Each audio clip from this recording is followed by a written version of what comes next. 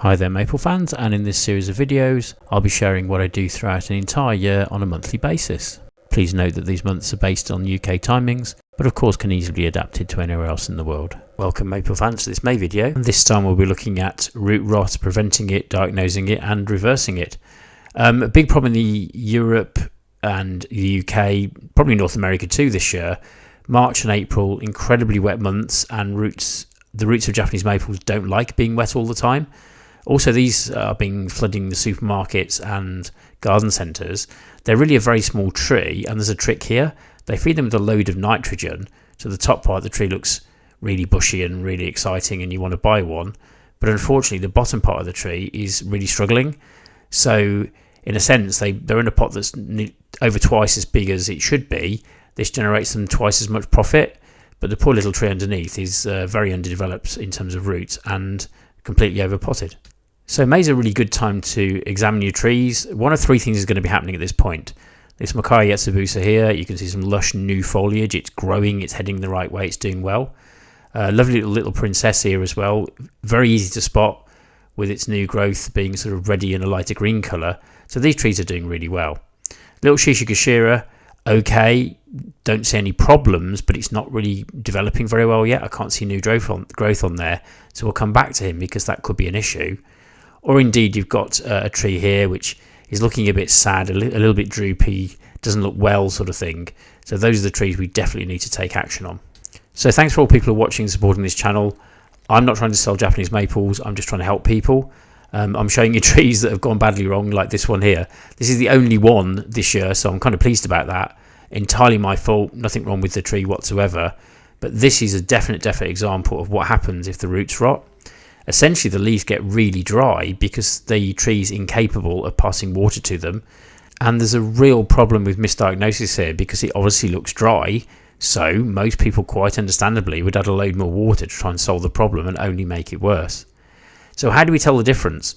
So this is my bloodgood here, and certain leaves that are on a certain side of the tree, the right hand side in this case, seem to be slightly dry, a little bit burnt in that kind of way. But it's not universal over the whole tree. It's just sort of ones on a certain side, that kind of thing really. And this is telling me that it's the position of the tree that's causing a little bit of an issue. It's in a bit too much breeze, it's drying out a little bit, but it's not a universal problem. It's sort of unique to one side of the tree. If you look down here, fantastic new growth where it's more sheltered. So this clearly isn't root rot because root rot affects absolutely all of the plant, and there's a big difference. In order to make a really good diagnosis though, you need a water meter. This is kind of the stethoscope of the plant world as far as I'm concerned. An invaluable tool, not the only tool, but one that's really valuable. And as you can see, putting the meter into there, it's sort of lower to middle sort of moisture levels. Absolutely fine. It's just agreeing with what I'm kind of saying. Also, you've got a tree here which suffered from dieback from frost earlier on in the year, which was covered in another video. And this looks rather a sorry state. But the point is, the one side is really badly damaged because that was frost damage. The leaves that are actually there and the bits of the tree that are growing are actually growing quite well. And there's quite a large new bit of growth portion on the right hand side there. So again, this leads me to believe that actually not a root problem. The meter confirms that and we can move on.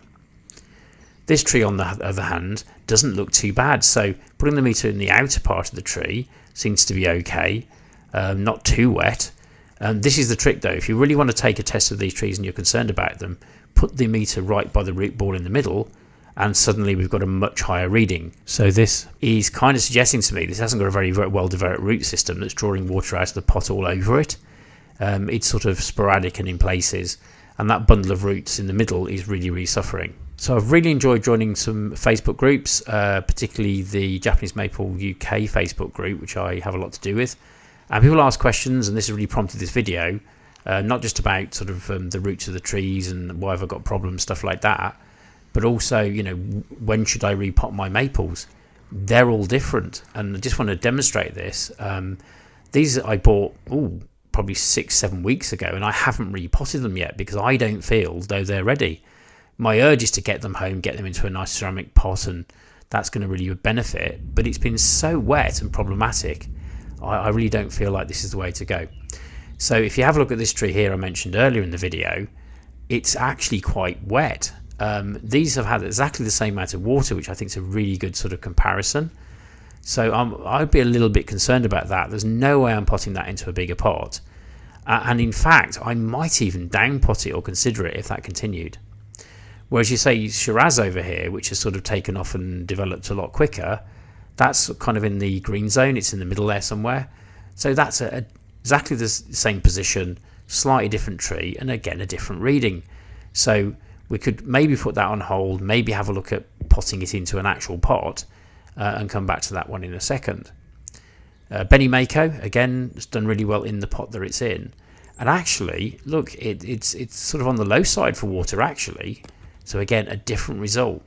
Every tree's got a different state of development. They've got different sized leaves. The canopy of the leaves over the tree might actually shield it, and water might be, directed another way. And don't forget as well that every living organism needs water to sort of survive on the planet. But these also use water for transpiration to actually cool the plant down. So plants don't sweat like we do, but they use water certainly pass through pores on the leaves to kind of keep them cool. So there's so many variables here. And I really do think that stethoscope, as I would call it, that water meter is an invaluable tool to sort of check everything. So I think what we've seen here is, the little Shishikashira there, wouldn't be touching that. The ones that are a little bit drier, well, maybe I'll consider repotting. Again, people ask the question, is that a good time to repot? The answer really should be, I can't tell you, because I've not examined the roots properly, and that's really, really key. So one easy thing you can do is have a look at the base of the little pot that's there, the technical pot, and there's no roots poking through it. If there is, that's a really strong indication that it's time for a repot, really. And just carefully kind of prizing the tree out of the pot there, the mass of the compost is holding together pretty well. So it's fairly full of roots, but it's not exactly packed full of roots. And just to say, if you'd like to come with me on my Acer journey, please do like and subscribe to my little channel. It really, really helps. I've also recently set up a Patreon site, so that's a great way of supporting me too, and help out with some of the costs of my excursions, really. There's also the offer of some personal help, if you'd like it, either in a group format or at a one-to-one basis. So let's have a look at Benny Otaki as well. Again, he's being a bit tricky here, but we'll get on there. And yeah, we can see some more roots there. They're starting to fill the pot quite nicely. I think this is approaching a point at which I'd repot the tree. And actually, with the hotter months coming and hopefully less rain, we hope for that, that would probably be okay.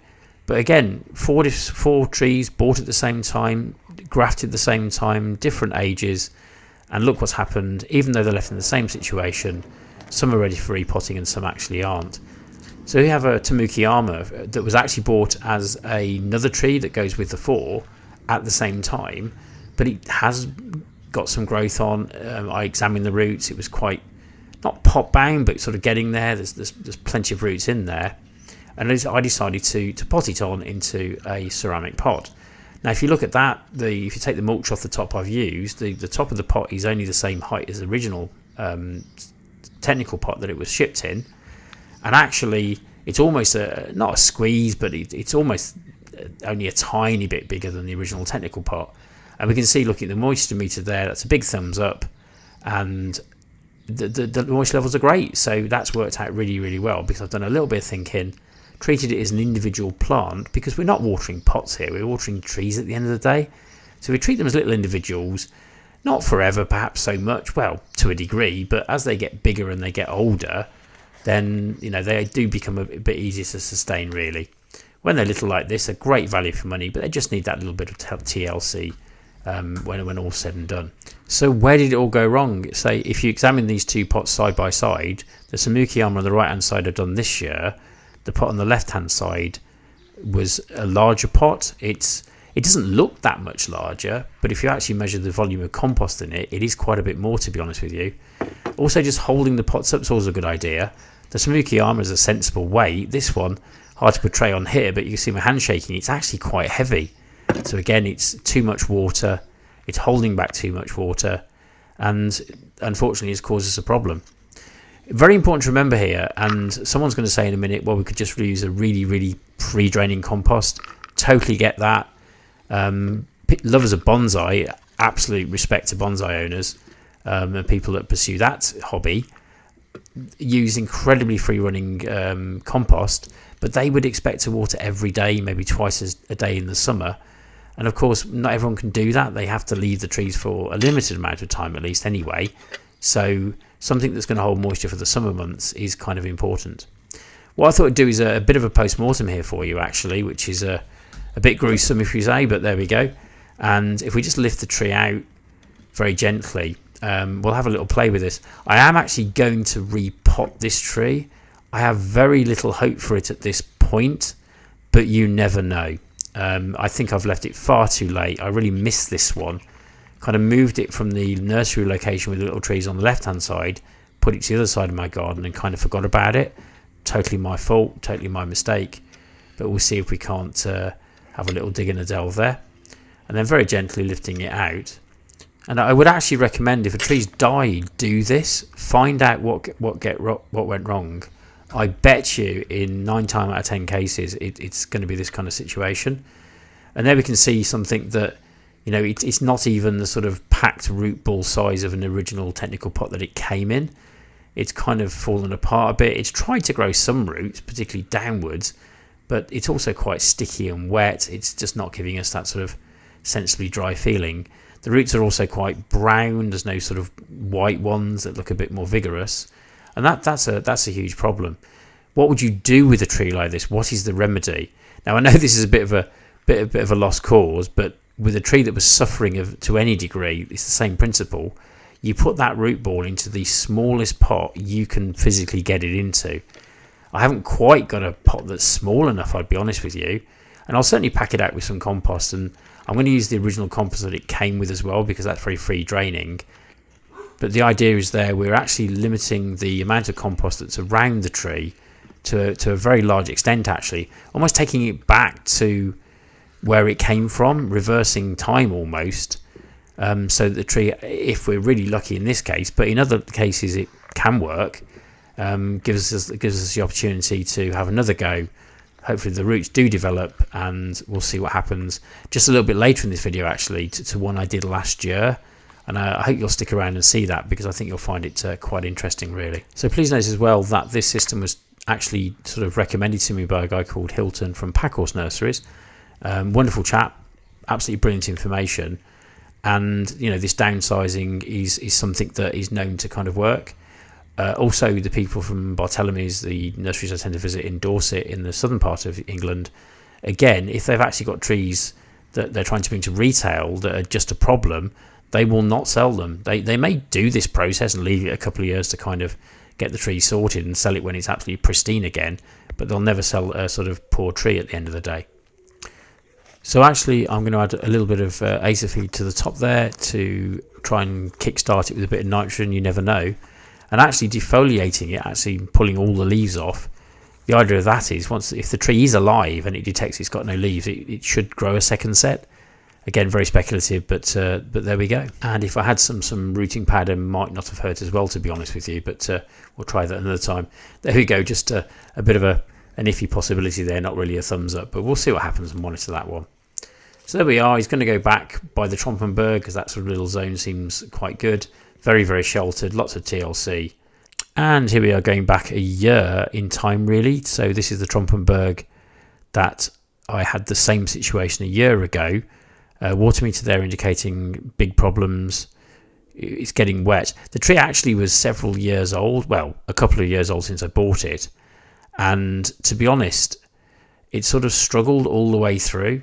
Again, you can see sort of leaves lower down, kind of all over the place. It just isn't really looking happy. And that water meter is very telling. You can see from previous years also that there's lots of dieback. So as you can see, this is a sort of more widespread systemic problem that the tree has. And this was sort of my first foray into kind of trying to do something about it, really. If you have bought a tree from a supermarket, and fair play to you, because they are a good price, the first thing to say is leave it in the pot it came in. Don't pot it into a bigger pot, most definitely, because they're kind of overpotted anyway. Also, if in the next few weeks, get yourself a water meter. If it's wet all the time and that's becoming a problem, you'll have to downpot it. I know there's reasons why you probably shouldn't. It's the wrong time of year according to some people, but if it's going to sit and get soggy for weeks and weeks and weeks, that definitely will be the death of it. So as a kind of a bit of an emergency step, it might be worth transferring it into a smaller pot. And there you can see the original pot it was in and how much smaller I'm going to sort of transplant it back to, because it was just an absolute massive problem, to be honest. And again, just whizzing through that, you can see here face exactly the same problem. Roots going down, not really going sideways, and the top part of where my hand is there, it almost is the same square shape of the pot. It hasn't really sort of developed much at all, really. So the thing to do is to reduce it, take it back a step, and literally have another go. So there we go. Again, picking the appropriate size that the root ball neatly fits in as best you can, and just keep a real close eye and monitor the situation, to be honest with you. So please take note that the tree is that size and with that number of leaves on it, and we'll have a look in just a second about what it looks like a year later. Quite surprising, I think, actually. It's not going to be a spectacular result, so brace yourself, but here's the tree a year later in its much smaller pot. In fact, I've put it into a little ceramic one now that's barely, again, bigger than the original technical pot, because again, that will actually take more water away in some respects, and I felt it was safe to do so. And what you can see is a healthy plant in some respects. It's got some nice new leaves on it, it's leafed out beautifully, it survived the winter okay. And I think you can see that the damage that was just done last year, really, to some of the long limbs here, they haven't grown leaves back. But you know what, I'm not going to touch it. The one I was touching there is definitely completely dead, but I don't know, I don't think I want to traumatise the poor thing anymore. It's going to look a bit untidy for this year, but I just want to get it to get some growth on. I want it to sort itself out before I start cutting loads of stuff back, really. And here's a major point. It's going to take a couple of years to kind of pull this round and get him back on track again. Much better water levels there, but really important not to have this problem in the first place. Monitor water levels on a plant by plant basis. Don't overpot, and remember, prevention is always better than cure.